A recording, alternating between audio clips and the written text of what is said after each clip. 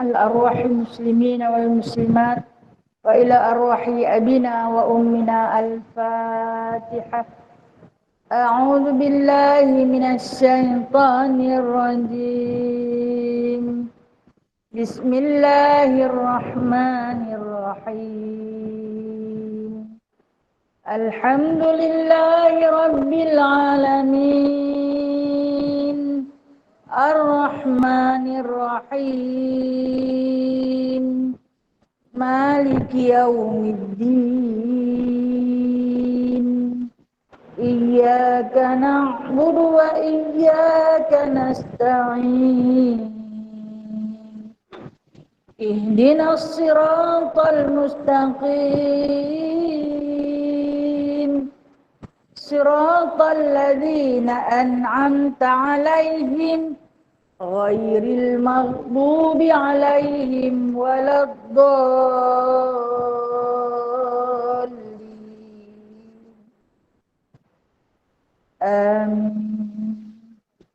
Kita baca surah Al-Kahfi ayat 1 hingga 10. A'udzu billahi minasy syaithanir rajim. Bismillahirrahmanirrahim.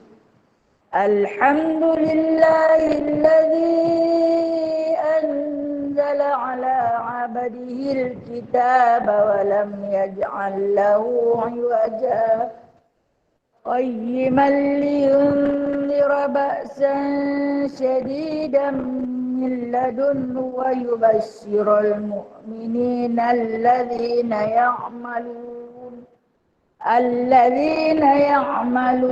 as-salihat anna lahum ajran hasana makithina fihi abada wa yunzira alladhina qalu ittakhadha Allahu walada ma lahum bihi min ilmin wala li'ab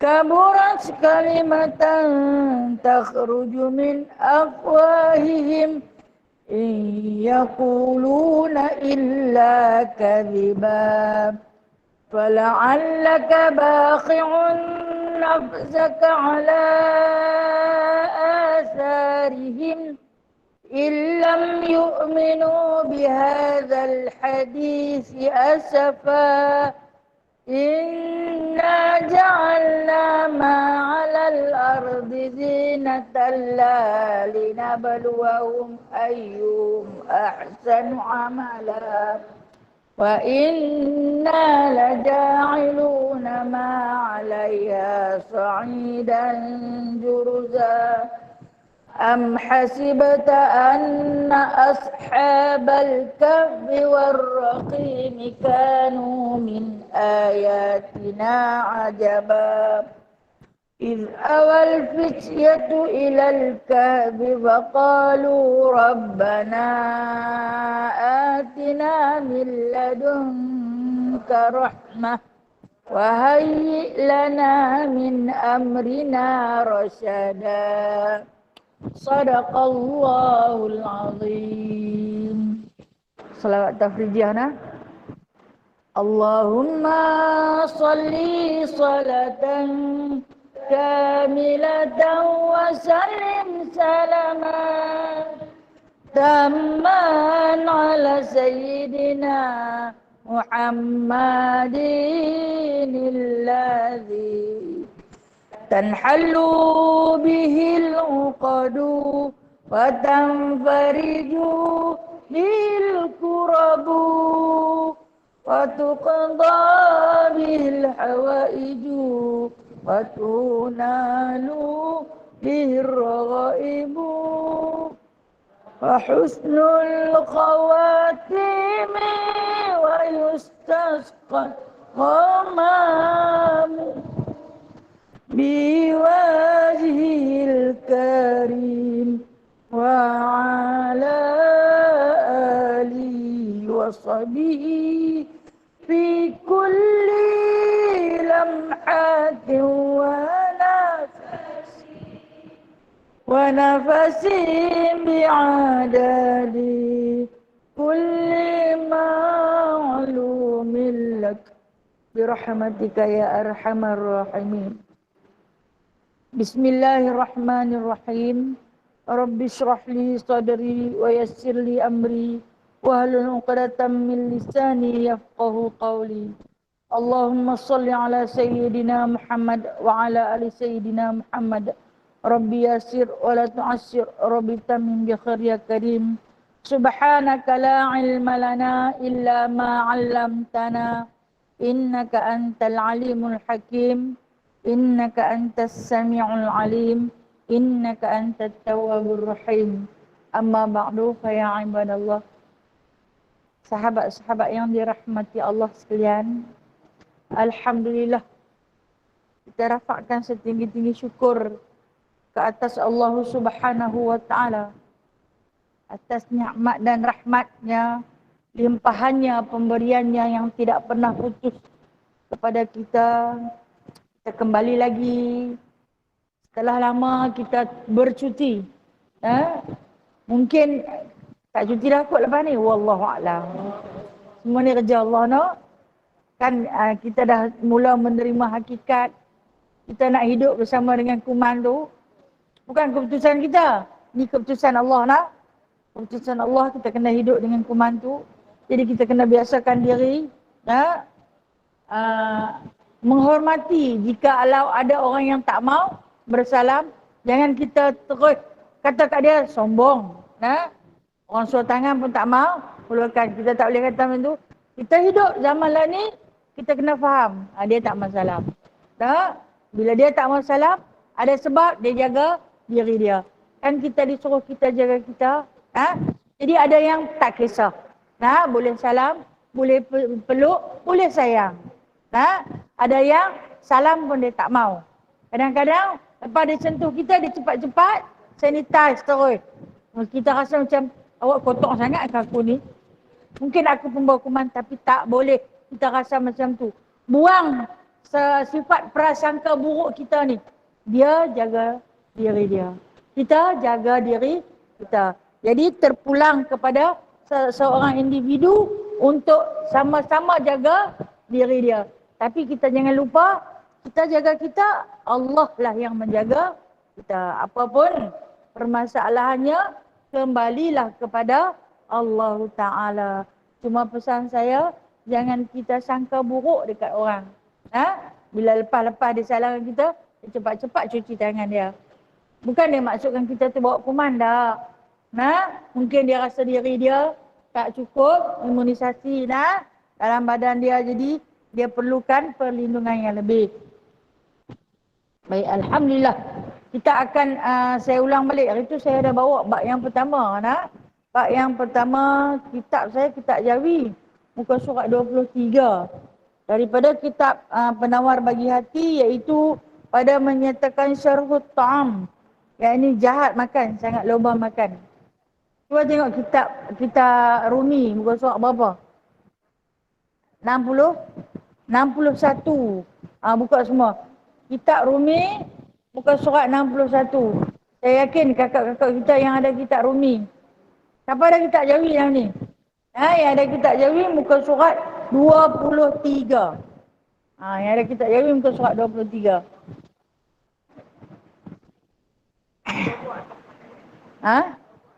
Loba atas makanan. Betul tak? Bismillahirrahmanirrahim. Pada menyatakan bab yang pertama, pada menyatakan syarhut ta'am. Apa arti syarhut ta'am ni? Maksudnya jahat. Syar ni benda yang paling jahat sekali, iaitu makan. Pasal apa pula makan jahat? Apa kita tengok artinya sangat loba atas makanan.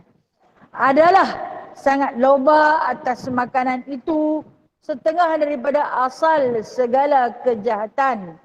Kerana perut itu tempat keluar bagi segala keinginan. Baik, dia nak catat loba atas makanan. Loba ni apa? Boleh catat di situ. Pelahap. Pelahap. Pelahap. Maksud pelahap tu dia kira bedai saja. Nah, hang mai lah membujur lalu melintang patah. Dia pun kata tolak kayu dengan batu yang dia tak makan. Hak lain semua dia balun. Nah, pelahap. Cukup lahap bab makanan ni. Lepas tu tak boleh kontrol. Kalau ada semua dia sapu. Nah, ini yang disebutkan sebagai loba. Loba atas makanan. Kita tahu kita punya sukatan perut kita banyak mana kita tahu. Tak boleh lah. Kalau tengok hari ni alhamdulillah kita ni kalau pergi kenuri hidangan banyak. Nah, pemurah tuan rumah tu dia buat macam-macam jenis. Kemudian bukan tuan rumah, sahabat-sahabat yang pemurah. Kau ni sumbang ni sumbang ni. Dia jadi banyak. Nah, bila dia banyak, kita ni hak baru lepas daripada kurungan pandemik ni, pergi kenuri ni macam mana kebulok tu pelahap. Nah, dia nanti nak ambil ke semua yang ada. Lama tak makan kenuri. Ambil nasi. Sebenarnya perut kita ni, kalau dia masuk nasi, dia jam lah. Mungkin perut tua kot. Jangan marah kalau saya kata perut tua nak. Tak boleh pi macam orang muda. Lepas mula, bubuh nasi. Lepas nasi, bubuh laksa. Lepas laksa, bihun sup. Lepas tu sate. Tak lagi apun balik. Kemudian apun lenggang. Dah apun balik tu baliklah. Nah. Kalau apun balik tu baliklah. Memang tak boleh dah. Tak boleh dah. Nah, sebenarnya bila dia masuk nasi tu, dia jam lah perut. Dia tak boleh pergi mana dah. Nah. Kalau kata orang muda tu mungkinlah boleh. Tapi kalau rasa teringin nak makan, kan orang perempuan dia suka pergi berkawan. Okey, bagi tahu dekat kawan kita share nak. Kita share seorang sikit. Jangan ambil banyak-banyak. Suka macam mana pun, jangan ambil banyak-banyak. Tak salah kita makan. Diharuskan untuk makan. Sebab makan ini adalah satu nikmat yang kata Syekh Abdul Qadir Al-Mandili, makan ini adalah satu nikmat hasi. Nikmat hasi ni nikmat apa? Nikmat yang boleh dicapai oleh panca indera. Makan ni nah. Nikmat hasi. Nikmat ni ada dua. Satu nikmat hasi, satu nikmat maknawi. Nikmat hasi ni nikmat yang boleh dicapai oleh panca indera. Nikmat maknawi ni nikmat yang tak boleh dicapai oleh panca indera, seperti iman, taqwa, tauhid, akidah. Nah, itu dipanggil nikmat maknawi yang kita kena usaha untuk mendapatkan dia. Kena betul-betul mujahadah untuk dapatkan dia. Tetapi kalau nikmat hasi ni yang makan, kita boleh capai sesuatu yang terhidang dapat. Hamba sedapnya ya Allah, nikmatnya. Tetapi ada sukatan-sukatannya. Kerana apa Allah Ta'ala sukat perut kita yang dah tua. Jangan marah bila saya sebut tua nak. Yang dah berusia. Manislah sikit Ustazah. Janganlah kata kami ni tua. Okey. Kenapa Allah sukatkan perut kita yang dah berusia ni pada sukatan pemakanan yang terhad? Kenapa disukat sedemikian? Kerana sesungguhnya usia kita ni hanya boleh menerima takat tu saja. Kalau kata di syurga nanti, minuman untuk ahli syurga Allah Ta'ala sebut di dalam Al-Quran, minuman untuk ahli syurga, satu minuman yang bernama zanjabila. Ainan yashrabu biha ibadullah yufajjiruna tafjira. Iaitu satu minuman yang akan diberi minum kepada ahli syurga di dalamnya dan melalui mata air yang mengalir dengan tusamma salsabila, dinamakan salsabila. Dan dia kata air tu dah disukat mengikut kehendak kepuasan. Macam itulah kita hari ni yang dah berumur ni, Allah Ta'ala dah sukat makanan masuk-masuk, kita tak boleh pergi dah. Kalau dulu, kita suka sebut, kalau dulu ni boleh, lah ni tak boleh. Kalau dulu nasi 5-6 senduk, kalau ni 1 senduk pun jenuh nak selesai. Tapi hang bulat juga, bulat tu nikmat. Nikmat yang boleh dicapai. Bulat itu nikmat. Walaupun makan tak tahu mana. Pasal apa? Ni sebab ni kita ni telah pun diukur, disukat oleh Allah Ta'ala mengikut keperluan. Sebenarnya jasad kita perlu takat tu je. Hari ni takat tu. Sebab tu Kita tengok kudrat ataupun keupayaan kita pun dah semakin lemah, semakin kurang. Kenapa kita ni dilarang daripada loba ataupun pelahap, atau dalam bahasa Melayu yang tak berapa nak cantik sangat, selain daripada pelahap ni orang kata apa dia? Selain daripada pelahap, kebulok ke? Tak cantik lah, no? Tak cantik lah bahasa tu. Gelojo. Gelojo. Kan kadang-kadang bila dia tinggal meja dia tu, orang yang tukang main angkat makanan tu akan tengok ayam dia banyak lagi, ikan dia, dia kalau ambil ikan talang, ambil berketul-ketul. Ikan talang nak boleh makan banyak mana? Ni ambil 7-8 ketui. Sekali lagi orang nanti buang. Seketui tu pun dia nak kita kikir, nak bagi habis. Masin. Ambil ayam, dah orang suruh sedok sendiri pun, ambil sampai banyak-banyak, daging bubuh, ini bubuh. Lah dia makan sikit, pun dia nampak banyak lagi benda yang dia nak kena, atau ambil.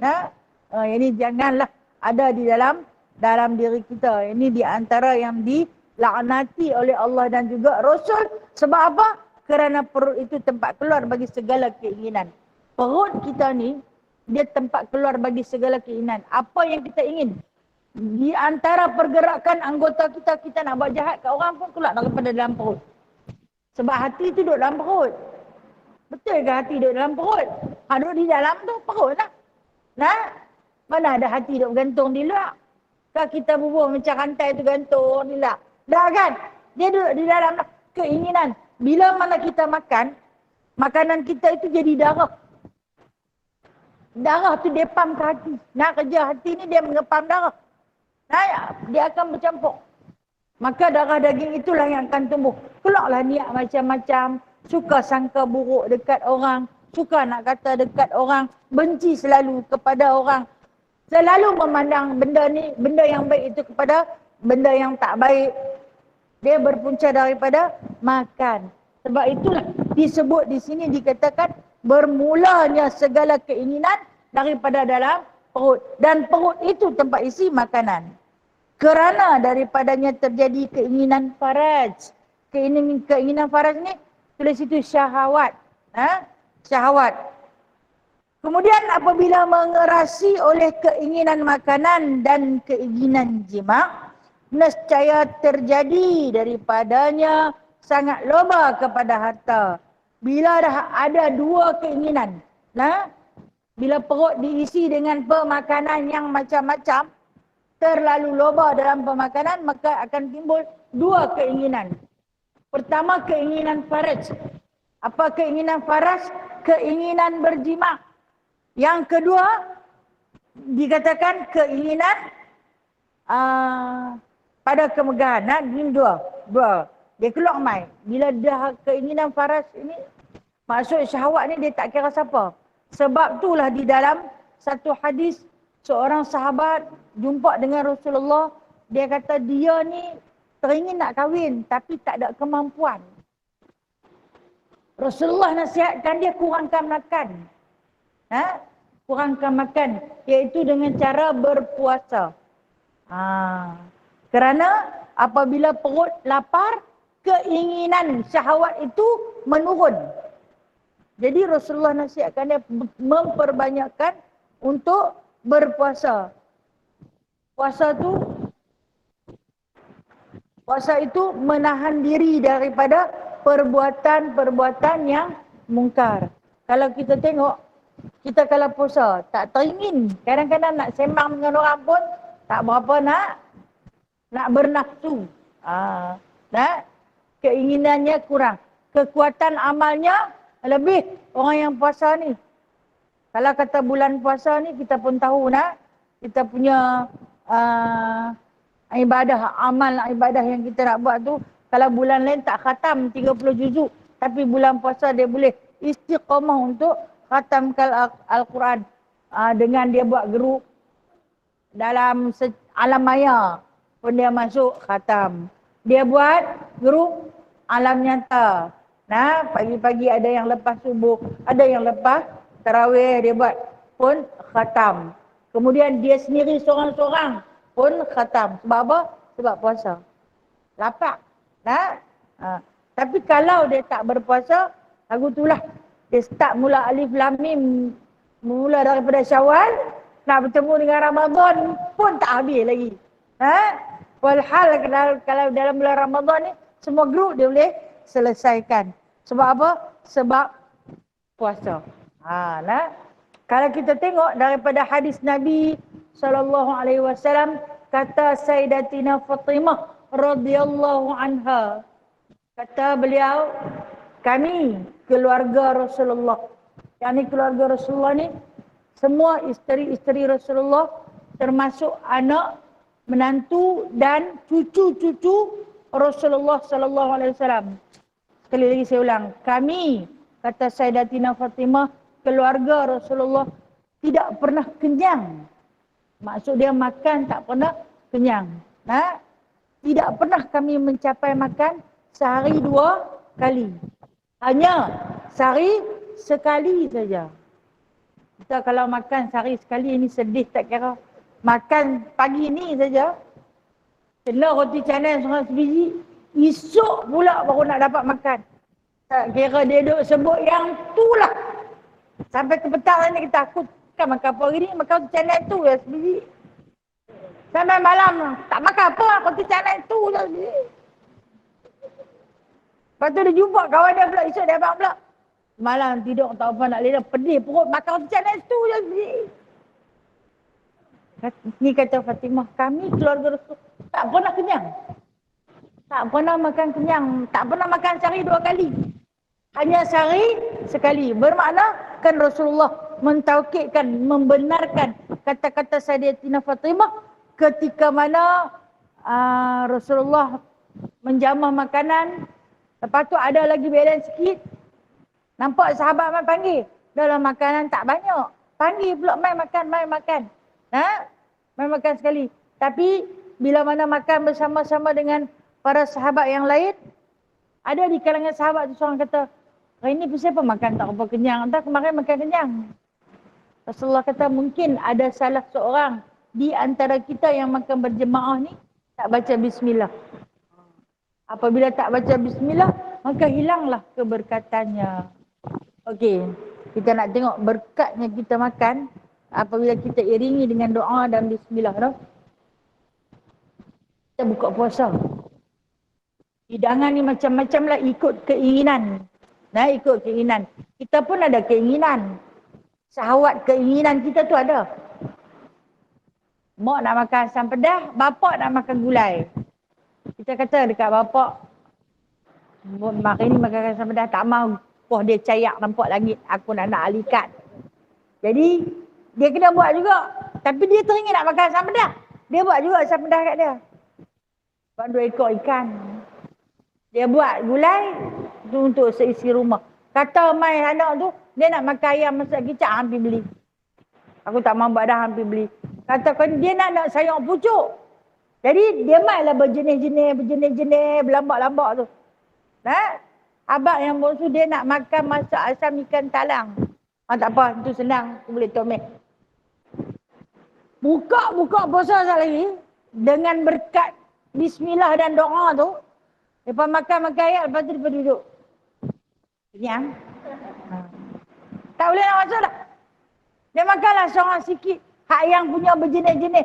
Walhal tadi, sepatutnya buka puasa hamba buat asam pedas tu sejenis sudah. Baru padan dengan muka mereka mengadap yang tu. Hak yang tak makan pun nanti makan. Tapi oleh kerana keinginan. Ni yang disebut. Keinginan terlampau besar. Walhal berpuasa. Tapi dia fikir, sat lagi buka puasa. Berkat tu Allah Ta'ala dah letak di dalam pemakanan orang yang berpuasa. Dah cukup. Tapi kita lah tak sanggup lah. Macam kalau Rasulullah dia sebut biasanya tak ada makan. Dia pun cuma makan kurma dan juga susu. Biasanya itulah pemakanan harian keluarga baginda sallallahu alaihi wasallam. Tak ada apa yang boleh mengisi perut-perut ahli keluarga baginda melainkan sekadar apa yang ada sahaja. Baik. Bila mana dah suka makan, lepas tu dia kata loba kepada harta. Nak cari duit banyak lah. Kan kita duk tengok lah. Yang selalu kita duk jumpa jam kot jalan tu. Orang nak pergi mana?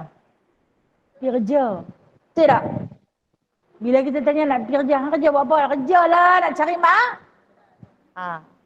Dia tak kata kerja lah nak beli baju, dia tak kata. Kerja lah nak beli kereta, dia tak kata. Dia kata kerja nak cari makan. Sesuap nasi, bukan sesuap lah.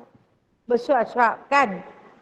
Yang duduk laju kot jalan tu, sampai kadang-kadang selisih. Kita duduk dalam kereta, bergoyang kereta-kereta ni. Dia naik motor. Nak pergi mana? Dia nak pergi kerja, dah terlambat. Ha, paskat merah tak lagi orang marah dah. Ha? Dululah paskat lah ni orang pakai. Tamprin tu dah no. Nak pergi mana? Nak pergi cari makan. Ha, itulah yang disebut. Nak cari makan. Walhal makan tak banyak mana. Hutang yang lebih. Hutang tu pada benda-benda yang lain. Dia kata bila dah kita berkeinginan untuk makan, maka dia loba kepada harta. Ha? Akhirnya makan tak banyak mana, dia lebih kepada harta. Okey, kita tengok macam ni. Dapat gaji, bagi contohlah. Hari ni orang kalau gaji 1,000 paling miskin lah, gaji 1,000. Ha? Kalau dulu gaji 1,000 tak kira no. Berbintang-bintang di mata kalau dengar. Ha? Lah ni kalau dengar gaji 1,000. Dikatakan kategori miskin tega orang yang gaji 1,600 sebulan. Itu miskin tega. Ha, kau ada. Adalah tu. Kan? Ha?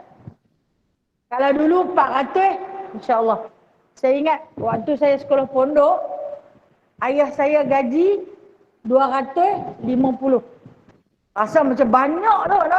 Dengar kaya ayah pun gaji 250. Lah ni nak biaya anak duduk asrama pun. Mak 500-600. No? Tu tak cerita lagi hak yang roti dia nak bawa, duit poket dia lain. Sat lagi dia nak makan dalam kantin. Walhal kerajaan dah bagi dia makan sehari 6 kali. Dia bagi alasan, telefon mak dia kata, tak sedap. Ha? Kantin jual lagi sempoi, nasi goreng Cina, nasi goreng Hindu, nasi goreng Siam. Ha? Kena top up kat dia duit lain. Ha? Hak yang bulanan lain, hak yang tiap-tiap kali pergi jumpa lain. Ni yang bawa 2-3 beg plastik ni pun lain. Hak tu pun beratus. Kan? Okey. Saya nak kembali kepada contoh saya. 250. Kami ni mengaji pondok 3 beradik. Ha? Bila 3 beradik, nak kena sara seorang RM50 sebulan. Yuran masa tu, yuran asrama. Api ayak makan dia tak tanggung. Dia cuma api ayak dengan pondok sebulan RM10. Dia ambil. Jadi dalam RM50 tu tolak yuran tinggal RM40. Beli beras, beli minyak gas. Masa tu minyak dapat hak yang sumber banyak tu kan. Minyak gas masa tu sebotol RM1.50. Lah ni jangan main lah. Oh mahal. Saya ingat lah ni saya tak jumpa dah minyak gas. Ada lagi ke? Ada lagi dah? Dah tak pakai minyak gas tak jumpa lah kan. Nah. Ingat dapur tu pun dah ada dalam muzium dah kata dia pun. Dapur sumber banyak itu pergi muzium.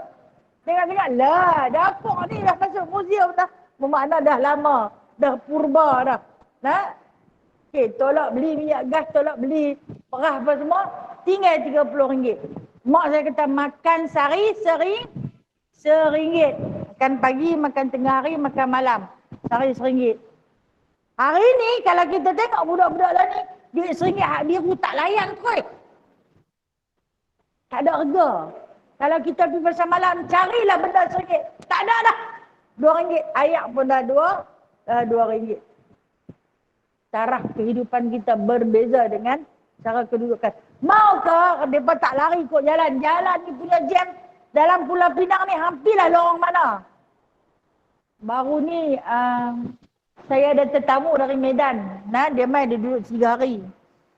Dia kata, dia panggil Pinang. Nah, dalam Pinang ni ada tak jalan yang tak jam? Saya kata ada. Jalan ke kubur. Nah, Ada saya kata, jalan ke kubur. Kita kan negeri kita kan kecil. Penduduk dia padat kan.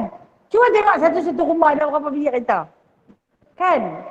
Habis cuba kalau keluar semua pergi kerja, kata nak pergi cari makan tu. Takkan bersesak kat atas jalan. Ha? Motor dengan cara motor tu macam nak terbang lah. Ha? Punya laju lah bawa Allahu Akbar. Takut. Kita takut dia potong kita. Kita ni bagilah lampu dari jauh. Dia potong juga.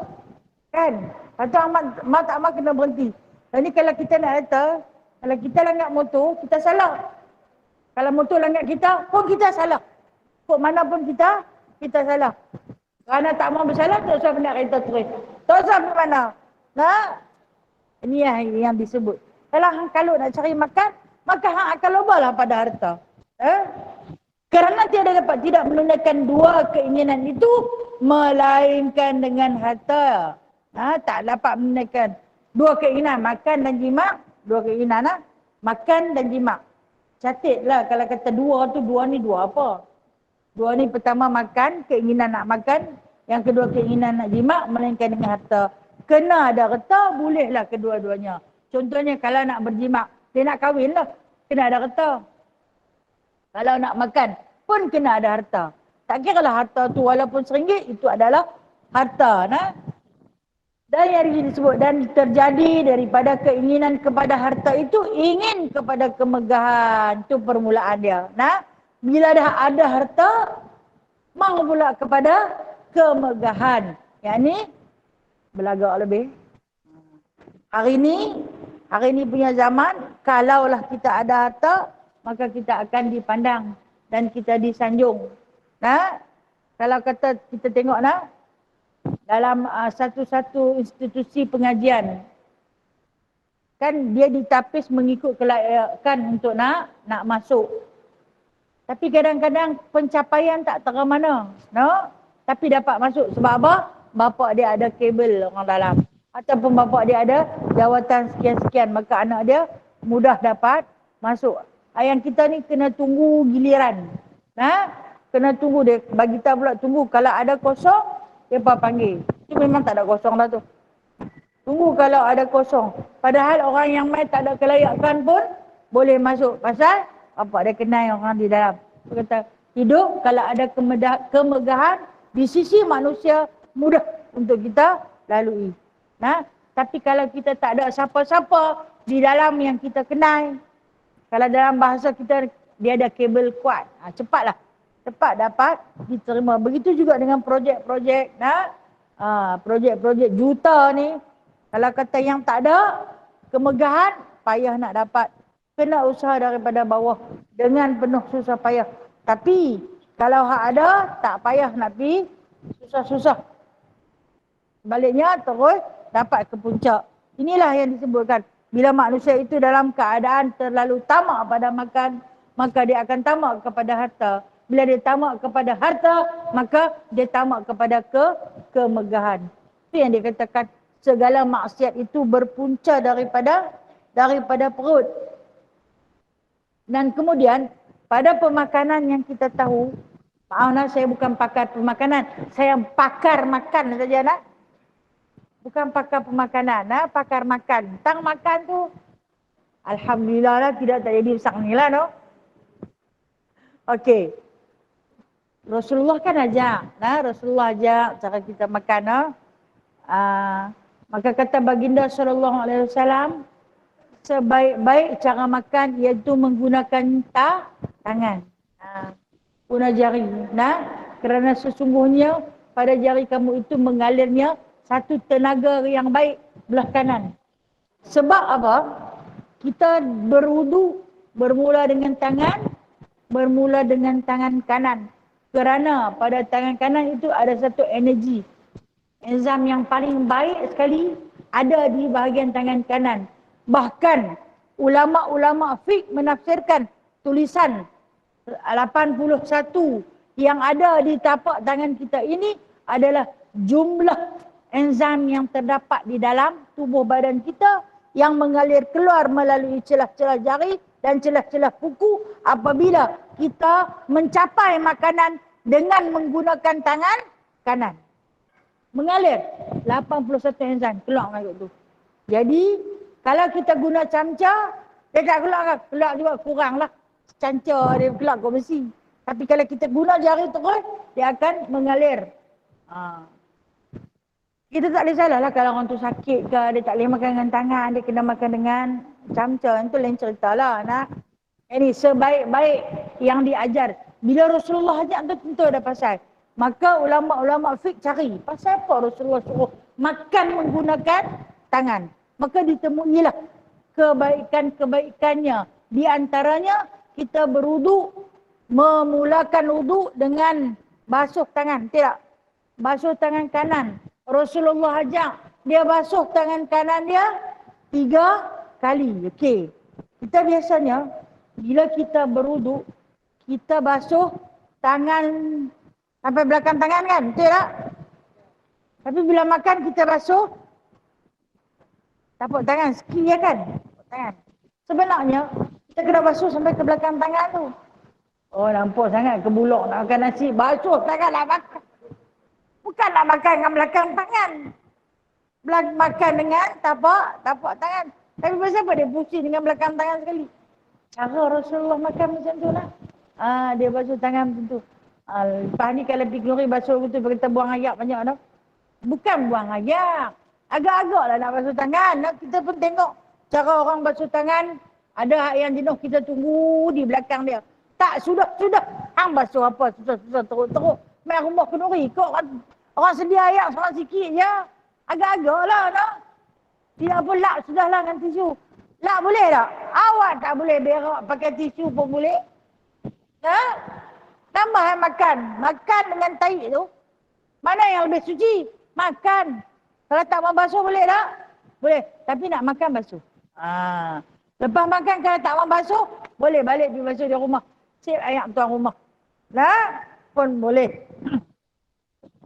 Yang mana lepas Rasulullah ajak tu, dia ajak pula kita makan dulu, baru masukkan Rasulullah. Dia celup jari manis dia dalam garam. Kemudian dihisap. Letak di lidah ni. Letak di lidah. Hak tengah tu. Lidah kita kan hak yang tengah tu dia ada lubang sikit. Kita letak di tengah tu. Sebelum kita makan, bubuk garam dulu. Okey, yang ni kalau orang demam panas. Demam panas yang tak lalu nak makan ni. Cuba buat keadaan macam tu. Rasulullah ajak ni. Sebab dalam garam tu ada mineral paling tinggi.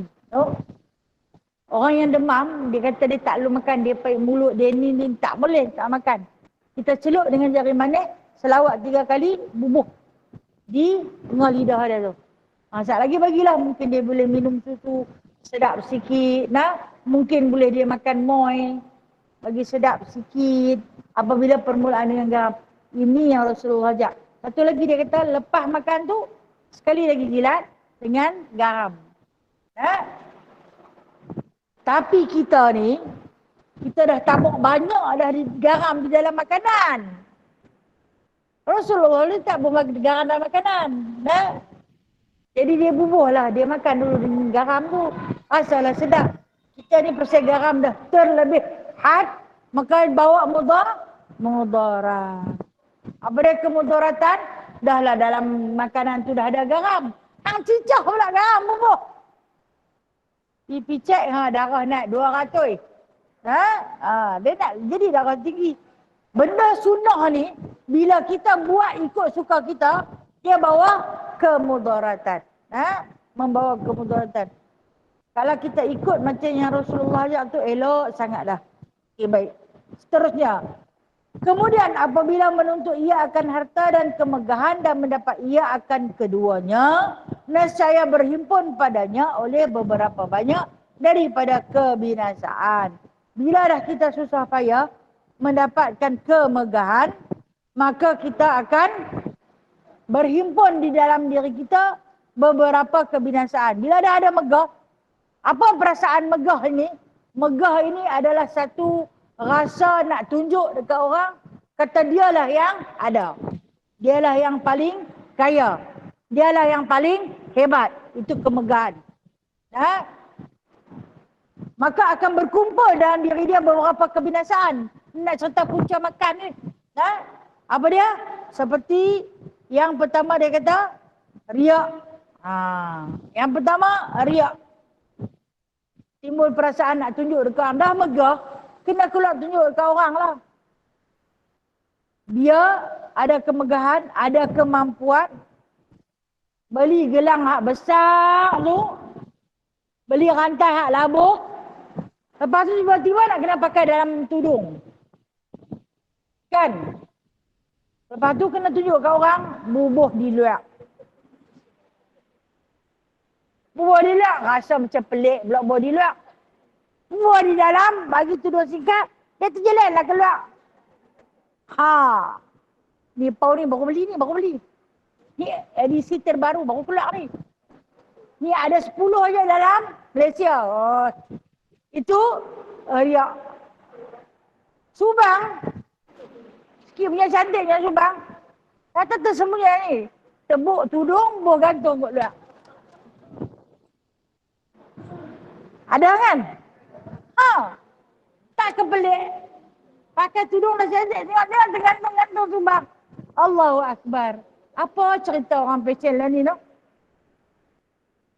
Dia kata fashion. Dia ingat elok tak kira macam sakai. Ni Rasulullah bila dia sebut tu benda tu jadi. Kita perhati pelik, pandai-pandai segak rupanya. Kita pula esok buat. Bawa tudung, tembuk sini, bawa Subang. Seolah muslimah sejati yang ada depan saya ni tak buat insyaAllah Kalau hak yang terasa-rasa teringin nak buat tu, tak usah lakut, biarlah. Dulu sungguh dapat pakai Subang dah besar-besar tu. Lah ni kita duduk dalam tudung. Hang nak buah besar tu, mak tembuk dalam. Tu yang dia tembuk kat luar tu. Bukan dia pakaian muslimah. Perhiasan wanita jahiliah zaman Rasulullah dulu, mereka memang suka gantung Subang yang besar-besar. Perhiasan wanita jahiliah. Kita boleh dah nak pakai? Boleh. Tapi duduk dalam rumah. Hang gantunglah besar belanga pun. Tapi duduk dalam rumah. Balik suami. Hari ni tak nampak. Astagfirullahaladzim. Hari ni tak nampak muka Muhammad. Nampak Subang lagi besar dari muka. Boleh tak? Boleh. Sekadar perhiasan. Astagfirullahaladzim. Tapi kalau kata nak pakai di luar tak salah agak-agak tu yang kata bila dah ada kemegahan, dia main nak riak, dia nak kena tunjuk kat orang lah. Benda tu dia ada. Dia pakai stokin, dia bubuh gelang kot luar, ikat pula kat atas tu. Allahu Akbar. Dia main teriak. Bila hadirnya perasaan riak ini, maka lahirlah takabur. Apa maksud takabur? Riak tadi menunjuk-nunjuk. Takabur ni membesarkan diri. Maksud takabur ni membesarkan diri. Barulah nak timbul perasaan besar diri. Akulah yang paling hebat di antara mereka semua. Tengok kawan tu main. Cincin sebentuk pun tak ada. Kesian. Laki dia pergi gadai habis. Dia mula. Dia mula nak berserta. Dulu ni banyak. Susun daripada jari ibu ni. Sampai kelingkin. 3-4. Ni mana pergi habis. Padahal kawan tu dah tawaduk. Lepas pakak mengata dekat kawan tu. Tengok ni cincin aku. Dia main batu terbeliak. Timbullah perasaan takabur. Membesarkan diri. Dan kemudian. Bila ni adanya takabur. Hadirlah perasaan dengki. Dia tu baru beli. Lagi banyak. Dia ni main goyang sikit. Dia ni main tunjuk. Yang ni lagi baru. Hang bunga lawang, aku bunga cengkeh. Kadang itu kelak. Cincin daun ketum. Daun ketum berbuat cincin. Pakak pergi belilah cincin daun ketum. Duit KWSP yang kerajaan bagi bawa keluar tu. 5,000. Ingatkan rakyat dia kebulur tak cukup makan. Rupanya dia dapat duit beratuk kedai mak. Sampai keluar. Kan dulu masa tu kena jaga SOP. Dia beratuk sampai keluar. Beli cincin daun ketum. Beli gelang daun ketum. Cantik pula tu. perhiasan-perhiasan yang ditunjuk. Lepas tu bila orang kata kena bayar zakat, pasal apa pula nak kena bayar zakat? Duit simpanan hang buat keluar, kenalah buat keluar zakat. Kami perlukan duit. Orang tak perlu, hang pergi beli mah. Kalaulah orang yang berhajat, dia kalau tak buat keluar duit tu, dia boleh mati kebuluran, dia tu tak payah buat keluar zakat. Tapi kalau saja aku buat keluar, ada orang bakal buat keluar, aku pun buat keluar. Kan nak buat apa? Yang tu dia kena. Yang tu dia wajib keluarkan zakat. Dan cukup nisab simpanan dia, maka dia wajib keluarkan zakat. Walaupun dia keluarkan hanya 5,000. Ada yang tak mau buat keluar, tapi dia beratok kedai mah boleh. Dia kata, bila dah tengok orang tu ada, orang ni ada, timbul perasaan dengki. Bila main perasaan dengki, maka hadirlah satu lagi sifat yang keempat. Apa dia? Berseteru. Tak boleh nak baik dengan orang. Lawan siapa lagi besar, hang punya kan lagi besar, siapa lagi baru. Kau ni kata hang mah lama, mah pound. Dulu-dulu orang panggil mah pound kan. Mah merah lagu tu tak bagus. Mah ni 916. Ni mah kertas. Lepas tu hak yang kawan yang duduk tengah, hak rajin berseteru dia abang. Dia kata mah hang tak bagus, mah merah. Mah merah, mah Hindu tak bagus. Pula dah. Jaga sak dia. Timbul perasaan nak berseteru bersama sendiri. Pasal apa lawan duk challenge? Ni lah punca dia daripada makan je. Bila daripada makan dia timbul syahwat, keinginan. Daripada keinginan tu dia main lah. Keinginan perempuan ni banyak sangat. Bila dikumpul-kumpul keinginan, dapat kemegahan, maka hadirlah perasaan macam ni. Dia main lah dia main riak, dia main takabur, dia main dengki, dia main berseteru sesama sendiri. Lepas tu dia tak boleh baik dengan orang. Yang kawan tu dia tak kena. Hak yang kau ni aku tak berkenan lah kat dia, aku tak suka. Pasal apa orang tak suka? Pasal dia lagi banyak barang kemas daripada hang. Pasal beg tangan dia lagi mahal daripada hang. Pasal tudung dia lagi cantik daripada hang. Aku tu kah? Yang hang tak berkenan kat dia. Lagi tengok. Kadang-kadang mai dekat kita ni, pegang kain kita ni. Beli mana? Semalam. Pakai dia. Tak apa. Dandan dia baik dengan hang. Pasal Kemboja. Tak apa. Ya kan kot-kot lah hampir beli. Di Milan ke kan. Tak ke mana. Tahun tu je yang aku mampu.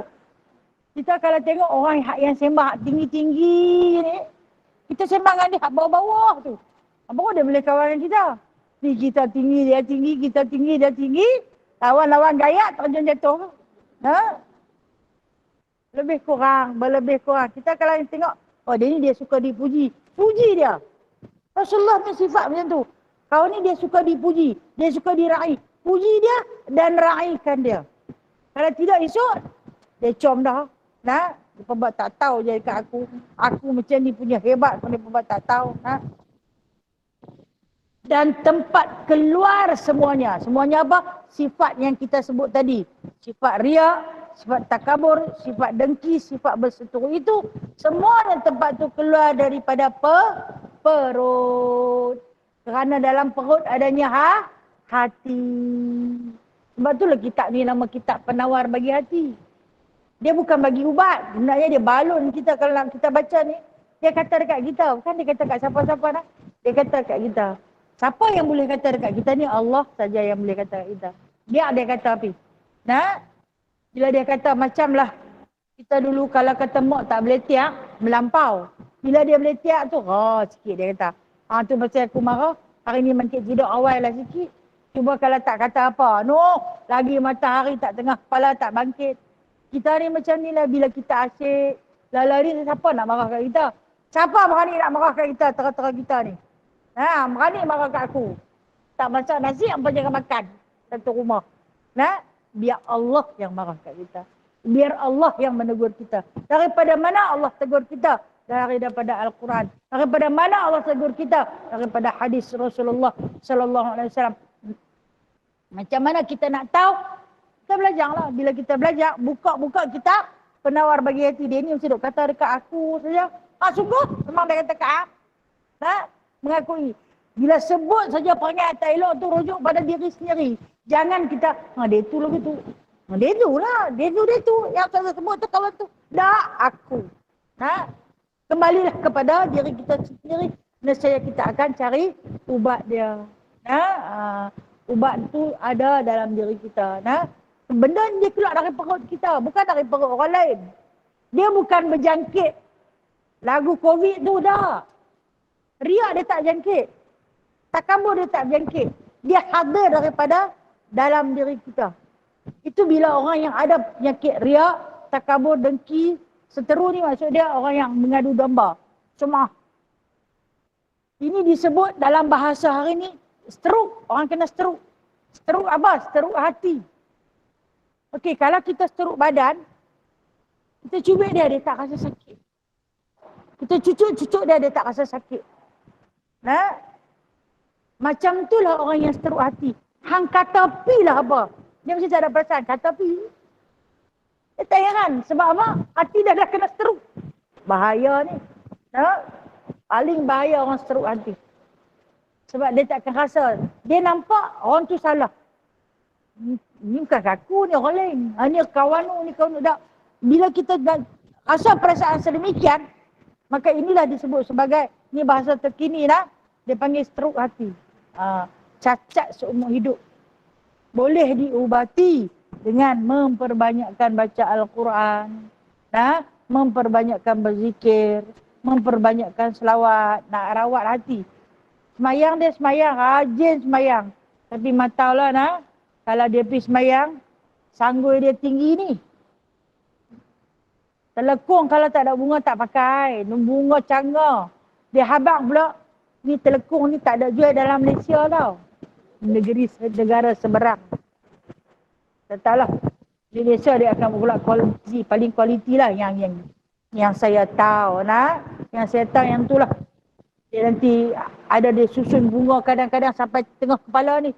Macam-macam warna. Hak yang sulam emas pun ada. Harga dia Alhamdulillah. Cuma bila kita pergi, kita tengok layak tak aku nak pakai. Kalau rasa tak layak, tak suruh pakailah. Tapi kalau rasa layak, pakailah. Pakai tu dia main satu perasaan. Itu yang kata, dia riak.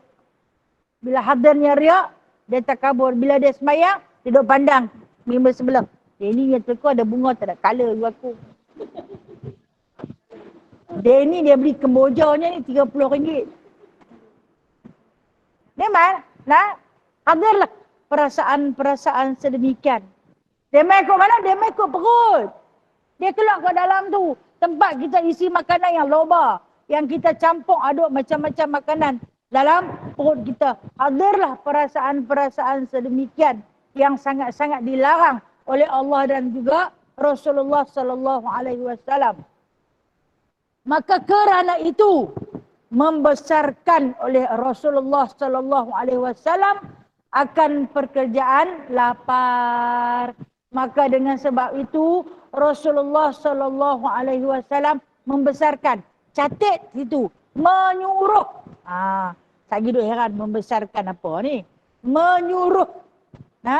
Rasulullah sallallahu alaihi wasallam ni suruh kita banyak berlapar.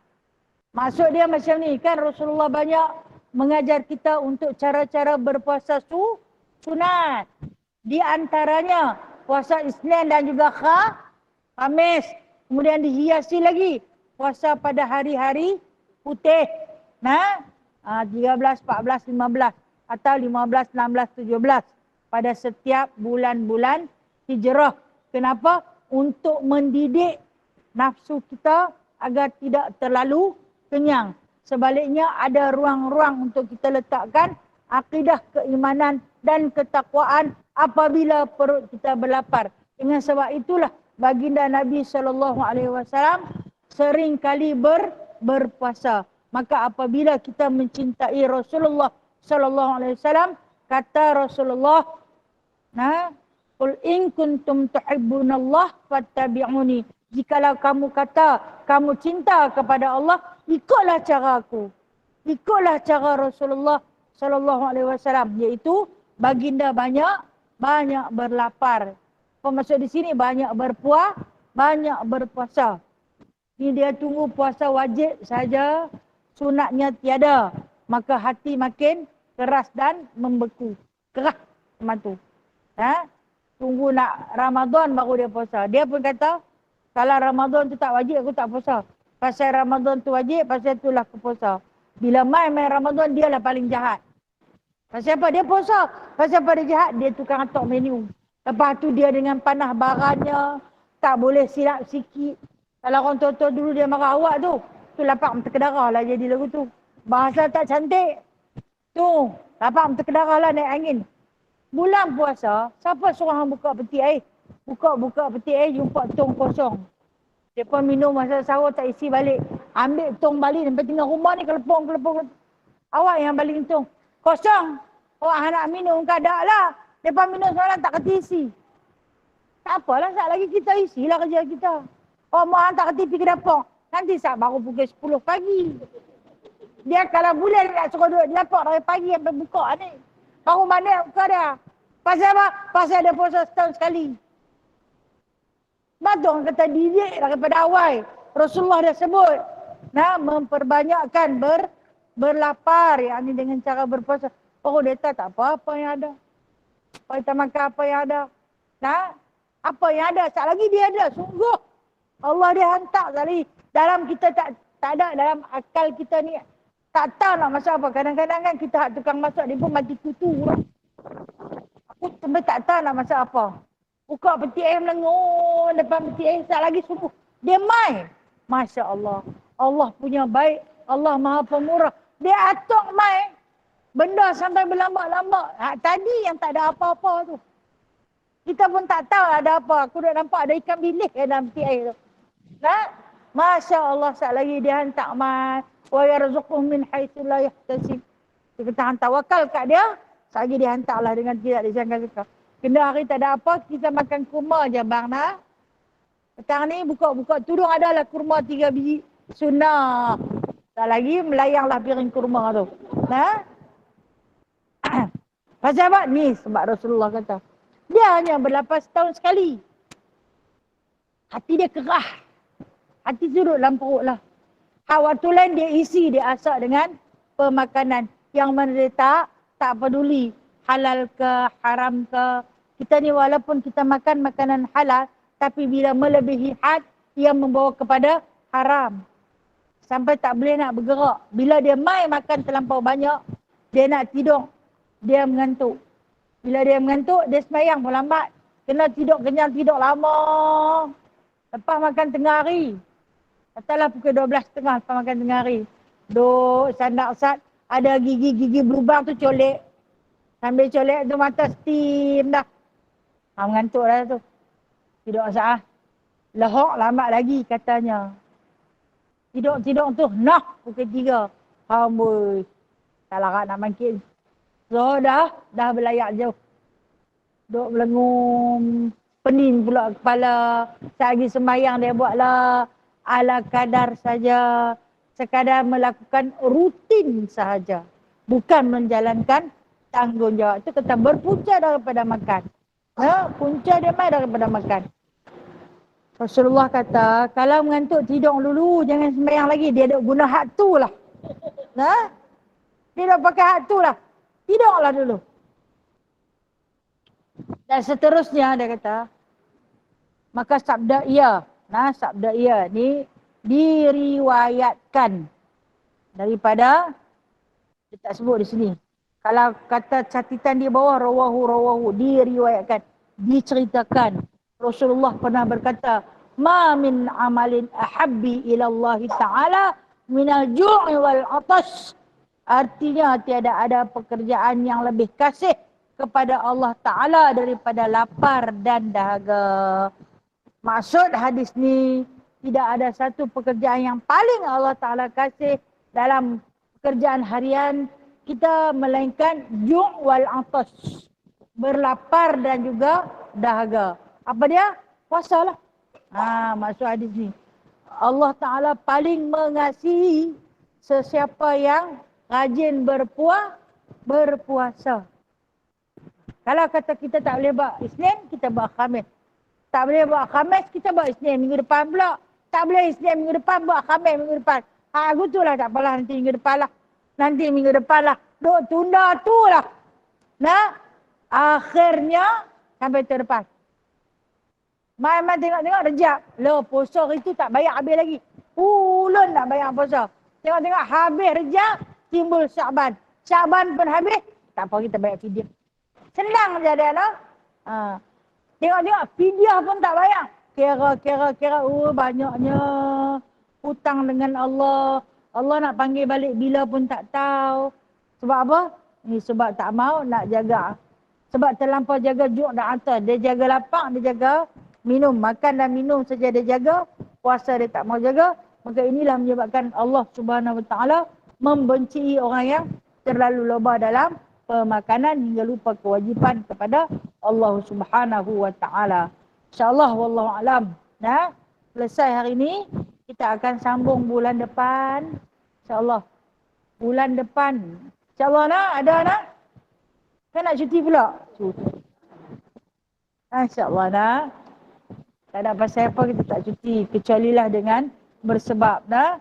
Kita akan sambung dan sabda ia Sayyidul Amal Al-Ju' Wallahu alam. Okey, saya buka soalan. Ada soalan nak tanya?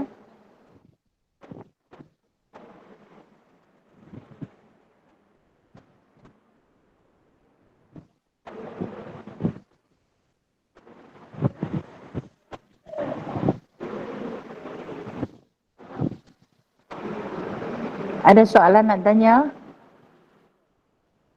Ya, Assalamualaikum Ustazah. Halamaya di sini. Waalaikumsalam. Sahabat Alamaya kita tanya lah. Silakan Kak Zalilah. Ya, kita dah baca doa, dah semua, dah makan patut-patut. Tapi apabila kita dah makan, duk lapar tang tu lah, ya Allah, ya Tuhanku, macam mana tu Ustazah? Okey, soalan bagus ni. Soalan bagus ni. Dia tanya, kita ni makan, dah baca doa dengan penuh tertib, dah makan, tapi duk lapang lagi. Dah makan, ini yang dipanggilkan syahwat, keinginan. Makan dah, tapi dia macam nak cari hal lain pula. Dia duk rasa lagi apa yang perlu diisi. Kadang-kadang ada nak sampingan. Bukan baru sudah makan ke? Dah tapi rasa lapar. Bukan lapar yang nasi sudah. Dia nak makan hak lain pula. Inilah yang disebut sebagai syahwat. Tadi kata tak baca bismillah, pun tak ada barakah. Ni dah baca bismillah, baca doa dah panjang pendek semua baca. Tapi pasal apa dah ada keinginan lagi? Sesungguhnya pada pemakanan kita itu ada campuran dengan syaitan. Ada campuran. Mungkin asal pemakanan yang syubhat. Atau mungkin di dalam ahli keluarga yang duduk makan dengan kita tu ada yang terlepas baca doa. Ini di antara yang disebut oleh Rasulullah sallallahu alaihi wasallam. Kadang ada mungkin yang duduk makan sekali dengan kita tu dia tak baca bismillah. Kita makan sekali tapi dia tak baca. Ni baca doa ramai-ramai ni. Seorang baca dia aminkan, takkan tak boleh pakai, boleh. Tapi dia tak berhajat kepada doa. Kadang-kadang baca doa lamanya, ni lapak dah ni baca doa apa? Panjang-panjang baca dalam hati sudah.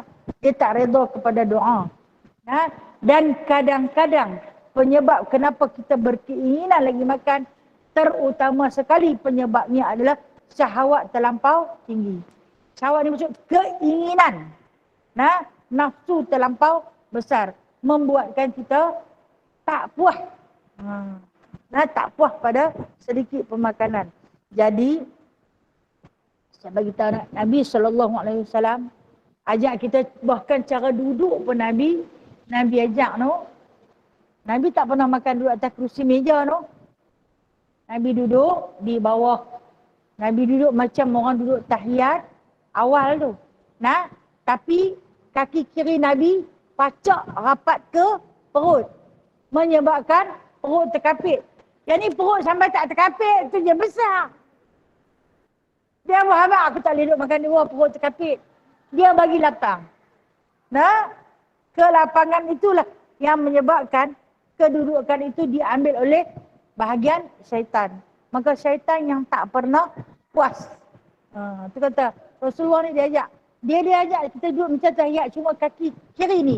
Kita pacak naik atas. Saya tak boleh duduk dalam tu nak perut besar. Jadi itu lah. Nak cerita pasal pemakanan. Saya cerita kembali pada diri saya balik. Nah, kalau duduk di bawah pun kena angkat pinggan. Tak boleh duduk di bawah tak gini tumpah. Tak sampai. Nah, itulah kita. Di antara penyebab kenapa kita tak puas pada satu hidangan. Nak kena lagi, nak ada lagi. Tu yang kata kita kadang-kadang hidangan kita ni ada hak cuci mulut, ada cuci kaki, ada. Wallahualam. Sama-samalah kak dan semua sekali sama-samalah. Kitalah yang kena didik diri kita. Keinginan tu dalam perut kita sama-samalah kita didik diri kita. Wallahualam. Terima kasih Ustazah.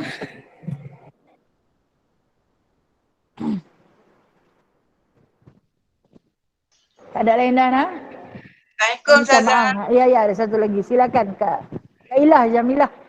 Kak Ilah nak tanya pasal wuduk Ustazah. Ya, baik insya-Allah.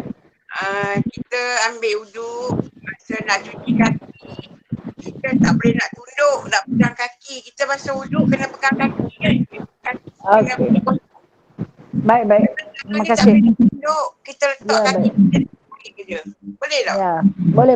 Insya-Allah Kak Jamilah tanya berkenaan dengan wuduk. Wuduk kita ni kan last kali kita basuh kaki kan. Kita ni kalau nak ikut sunnah Rasulullah yang wuduk, kita kena menyelati anak-anak jari kaki kita tu. Supaya sampai ayak. Rasulullah dia ambil wuduk guna bekas. Dia tuang di atas tapak tangan dia jurus di kaki, dia akan bagi rata ayak menggunakan tangan dia. Baik. Kita hari ni penyakit macam-macam. Ada yang tak sampai dia nak pegang kaki dia. Sakit lutut ke, sakit pinggang ke, apa-apa sakit lah. Atau terlampau besar. Dia tak boleh tunduk nak pegang kaki dia. Jadi sah dah wuduk kalau dengan cara dia jurus saja ke atas. Dia guna pipe atau dia guna cebok. Sah. Kita jurus. Kalau kita ada pipe, jangan buka ayak terlampau laju. Sebab dia boleh menghasilkan pembaziran. Sementara pembaziran itu adalah saudara syaitan. Dan syaitan di sisi Allah itu ialah kufur. Jadi buka ayak dengan perlahan. Kita guna pipe. Sebab kita tak boleh nak tunduk. Pergi gosok kaki kita tu. Kita guna pipe. Kita kembangkanlah anak-anak jari kaki tu. Bagi dia masuk di celah-celah tu. Dan pastikanlah kuku kaki kita tu, kalau kata panjang, kita masuk ayak selah tu. Sebaiknya kita potonglah bagi pendek agar memudahkan sampai ayak. Jadi sah apabila kita membasuh kaki tanpa menyentuh kaki kita. Sah Kak Ilhana? Okey, terima kasih Ustazah. Ya, sama-sama kasih. Assalamualaikum Ustazah. Waalaikumsalam. Kak Noriah, silakan. Dan nak tanya bab makan Ustazah. Kadang kita makan ramai ni ada yang tak habis kan makanan tu. Jadi kita pun dah makan dan kita sayang, kita ambil habiskan. Adakah loba juga?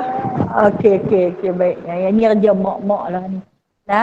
Berkenaan dengan makan. Makan tak habis. Kan, bila dah tak habis, makan ramai-ramai tak habis. Bila tak habis, kita ni sayang tengok. Kita tukang perhabis. Soalan dia, adakah kita termasuk orang yang loba dalam pemakanan? Ya, kita termasuk yang loba. Kita sayang benda tu nak buang, sayang. Tak makan kalau tinggal basi. Habis aku nak buat apa? Makanlah juga bagi perhabis. Kita pun sampai termonyeh-monyeh lah. Tak, orang dah habis lama dah. Mereka tak ada rasa tanggungjawab. Kita hak yang tukang cari ni, kita tukang masak ni, kita rasa sayang. Kita pun makan juga. Kami dok kata, aku ni sebenarnya kenyang dah ni. Aku ni tak boleh pergi dah, tapi dok pergi juga. Itu loba di atas makanan. Adakah berdosa cari satu alternatif yang boleh kita simpan makanan tu agar tak terbuang? Sama ada kita sejuk dia kan, ataupun sejuk bekukan dia. Nah, kalau macam nasi sejuk tu kan.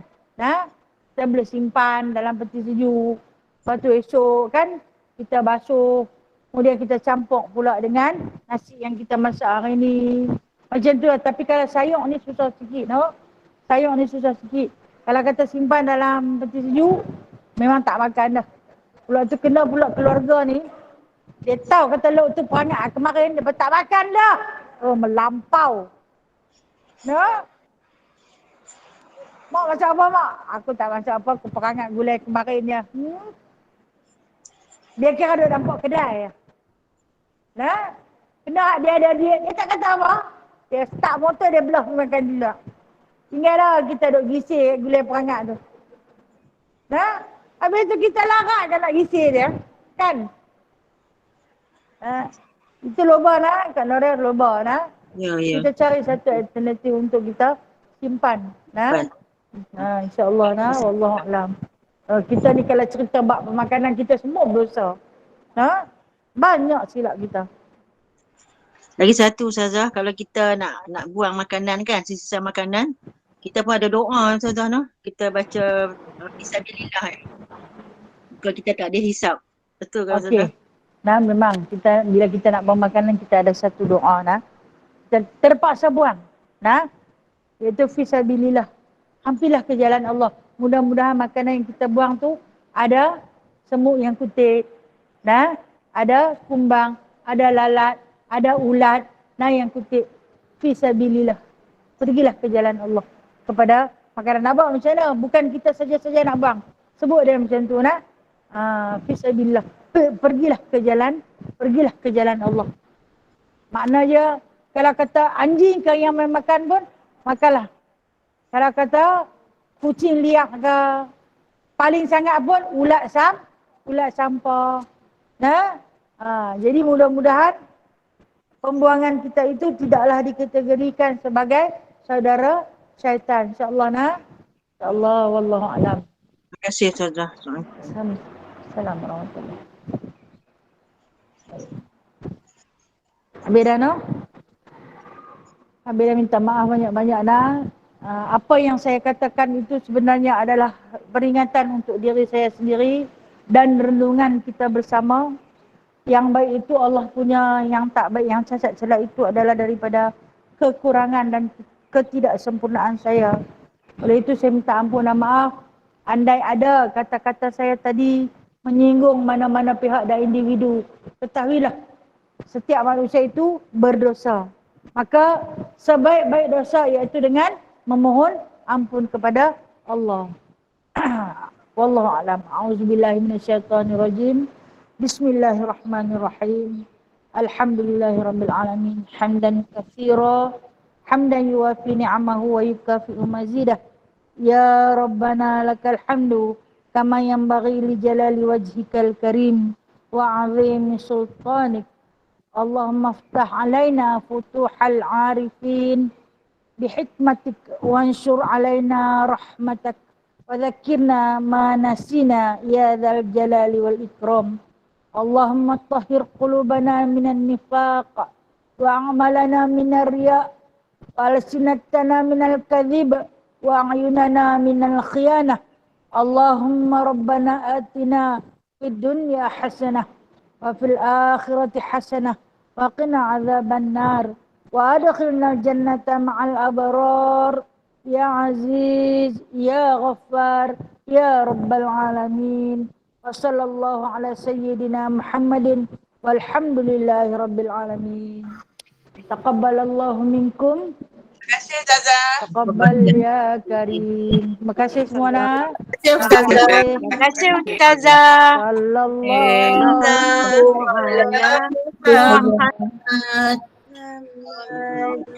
Terima kasih semua sahabat. Terima kasih semua sahabat.